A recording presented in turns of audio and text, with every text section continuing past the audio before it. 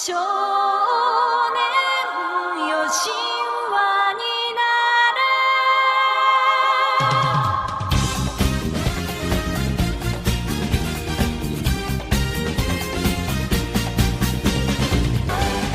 残酷な天使の手で窓辺からやがて飛び立つほとばしる熱いパックスで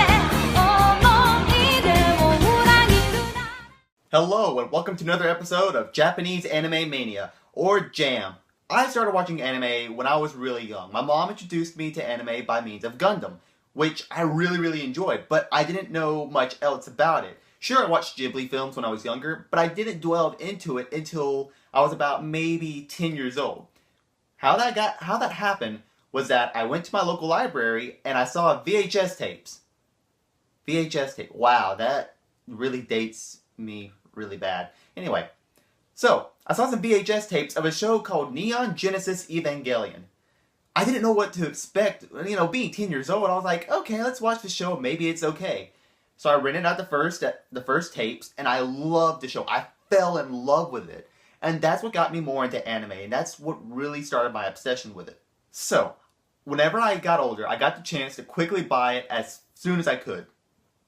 Neon Genesis was my first anime series to own, and I am proud of it. So, for today, as I've already mentioned, we will review Neon Genesis Evangelion. Yeah, all of that. This huge box set. Just because I absolutely love it. And the director's cut. Let's go. How many of you remember Y2K? Yeah, that's old too. Wow. Anyway, Y2K, the world blows up in the year 2000. What happens is that an unknown thing causes the ice caps to melt, suddenly causing world chaos and strife and da-da-da-da. Well, 15 years later, in the year 2015, right now, the beings called the angels reappear. Reappear, you say? But what happened to regular appear? Spoilers. I mean spoilers. So, how is everything accomplished in anime? We fight it with giant robots, of course, because that's how everything works, and it's awesome. And yeah, that's pretty much it. So we have our pilots go up against these giant eldritch abominations for the fate of the world. And that's about it. Okay, character-wise, we have a lot to cover. Really, we're only going to cover 4 characters.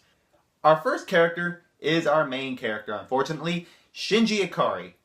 Man, when I was younger, I used to like him a lot, but when I grew up and started rewatching the show, I realized, wow, you're really freaking annoying, because he is really annoying. I won't explain why, but just watching him infuriates me. But the show still works well with his psychosis, due to him going through depression and everything else wrong with the human brain. Our second character is Asuka Soryu. Yeah, she's the typical, she is the origin of the tsundere, I do believe, because I don't remember a series earlier than that, correct me if I'm wrong, comment section, that really portrayed the tsundere trope really well, and she does a good job of it, and it's like, ooh. Thirdly, we have Rei Ayanami. This is where the silent character trope came from, because it all starts with her as well. Evangelion is the starting point for a bunch of tropes in anime today, and I appreciate it for that fact because it does a really good job of it. Our fourth character, which it's not really a person, we're going to just go with the Evas itself. Because the Evas are a character all in all of themselves, and I really like that. Just because they are amazing, they do whatever they want, and just seeing them in action is really fascinating, and just whenever they pop up, it's like, yeah, the Evas are here to fight! Imagine like Power Rangers and whatnot.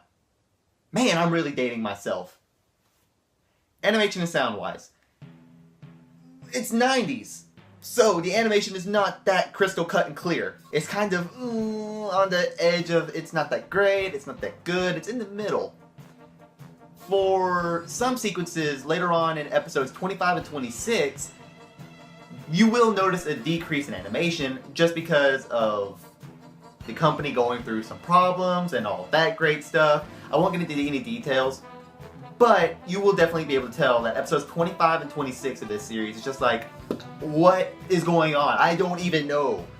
The director's cut versions are really well done. Sure, a lot of it is just rehash of what's going on, but some of it goes into the psychosis of the characters in the last couple of episodes. So you get to see a mental breakdown, literally breakdown, of the characters remaining in the show. And I appreciate for what it was done, and I can see why they're taken out, just because some of them are kind of graphic, but also some of them are just kind of, we really didn't need that fluff material. Sound-wise. Again, sound-wise, this is where a lot of tropes came from, because we got the huge up-tempo stuff and then the low, creepy stuff. Again, music is just like, we got some good tracks, we got some bad tracks, but we really can't do much else with it. So, for the final verdict, I would have to give Evangelion a buy it.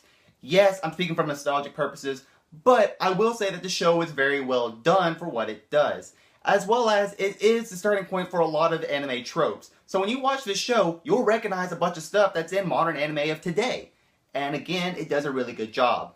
So yes, buy it if you like mecha series and all that psychosis breakdown and whatnot. But I will warn you again that the show is kind of graphic, as well as there's some language violence, and it's just like, kind of iffy stuff, especially when it gets to the later episodes.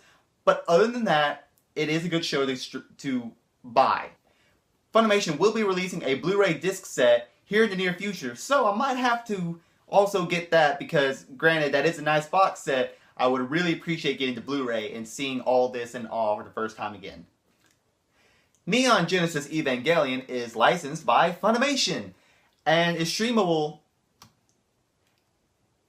and is not on their website, surprisingly enough. It is actually not anywhere. It's on kissanime.com for sure.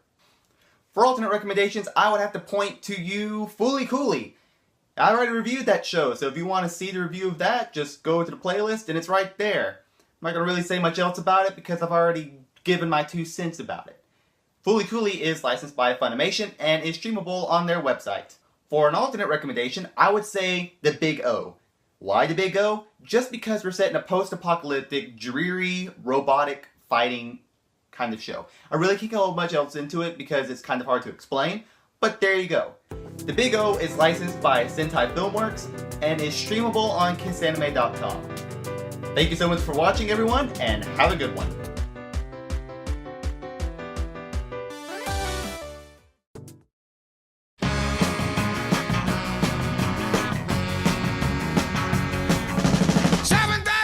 Coming out of the sky. Oh, won't you take me down to Memphis on a